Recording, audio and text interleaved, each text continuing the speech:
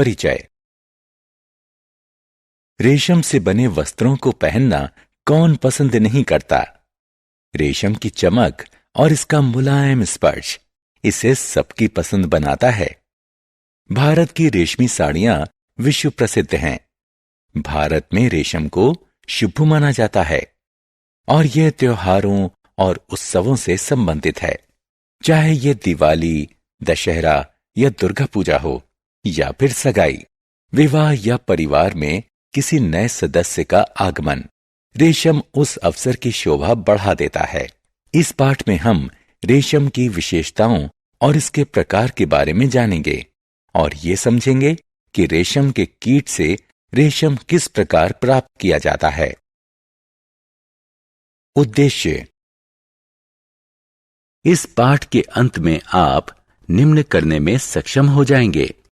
ये समझाना कि रेशम क्या है, रेशम का इतिहास जानना, रेशम की विशेषताएं बताना, रेशम के कीट का जीवन चक्र समझाना, कोकूनों से रेशम प्राप्त करने की प्रक्रिया का वर्णन करना।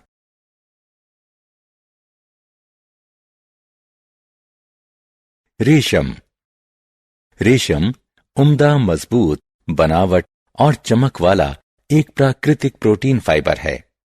रेशम की चमक इसकी त्रियामी प्रिज्मनुमा संरचना का परिणाम होती है। रेशम का उत्पादन कई कीटों जैसे रेशम के कीट, मधुमक्खी, ततैया द्वारा होता है और चींटियां इसका प्रयोग अपना घोंसला बनाने में करती हैं। मकड़ी भी रेशम का उत्पादन करती है, लेकिन रेशम के कीट द्वारा बनाए गए रेशम के संवर्धन से रेशम के वस्त्र बनते हैं।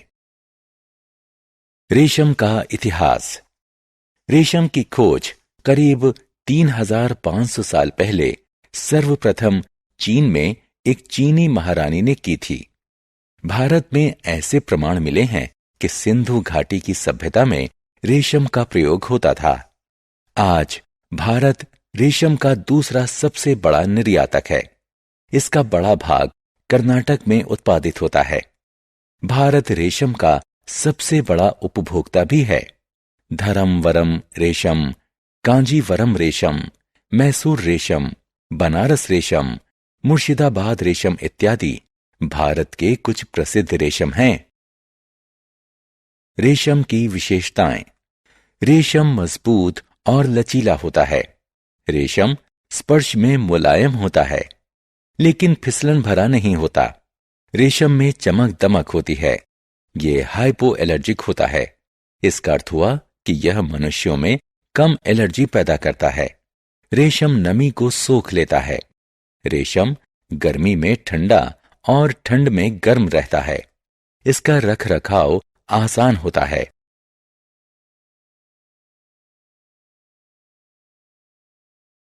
रेशम के प्रकार।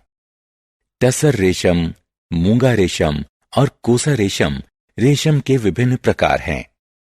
ये रेशम विभिन्न कीटों द्वारा काते गए कोकूनों से प्राप्त होते हैं। शहतूत रेशम रेशम की सभी श्रेणियों में सबसे प्रसिद्ध है और इसका उत्पादन शहतूत रेशम कीट से होता है, जो शहतूत के पेड़ पर पलते हैं। इन कीटों का पालन घर के अंदर होता है और इन्हें पूर्णतः पालतू बना लिया जाता है। ज्यादातर व्यावसायिक रेशम शहतूत रेशम होता है।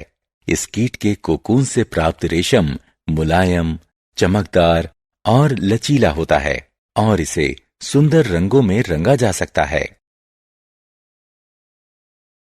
रेशम कीट का जीवन चक्र। एक रेशमी कीट का जीवन अति सूक्ष्म अंडे देने से शुरू हो जाता है और एक सुंदर कीट के निकलने के साथ समाप्त होता है। आइए रेशम कीट के जीवन के विभिन्न चरणों को देखें। मादा रेशम कीट गर्मियों के अंत में छोटे अति सूक्ष्म अंडे देती है। बसंत तक वे सुप्त रहते हैं। बसंत आते ही इन अंडों से छोटे काले लार्वा निकलने लगते हैं। ये लार्वा शहतूत के पत्ते खाकर जीवित रहते हैं और बड़े होते जाते हैं। इसके बाद वे अपने चारों तरफ रेशम का एक सुरक्षात्मक कोकून काटते हैं। ये कोकून सफेद और सुनहले रंग के होते हैं। कोकून के भीतर लार्वा प्यूपा में परिवर्तित होता है। लार्वा प्यूपा में परिवर्तित होते हुए कुछ भी नहीं खाता। 2 या 3 हफ्ते बाद कोकून से सुंदर रेशम कीट बाहर निकलता है।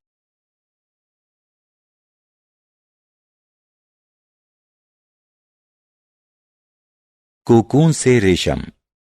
रेशम को कोकून से संसाधित किया जाता है।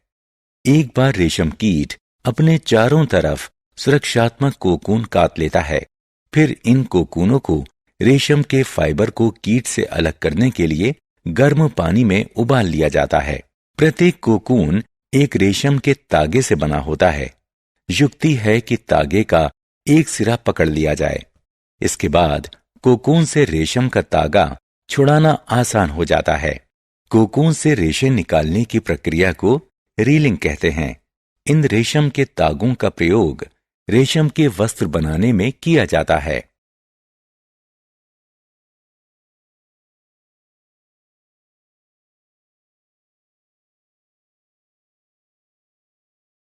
सारांश। आइए हमने जो कुछ सीखा है उसे संक्षेप में दोहराएं। रेशम एक प्राकृतिक प्रोटीन फाइबर है। रेशम की खोज सर्वप्रथम चीन में हुई थी। रेशम मजबूत और मुलायम होता है। रेशम कीट रेशम के कीड़े का लार्वा होता है। रेशम फाइबर रेशम कीट द्वारा काता गया कोकून होता है।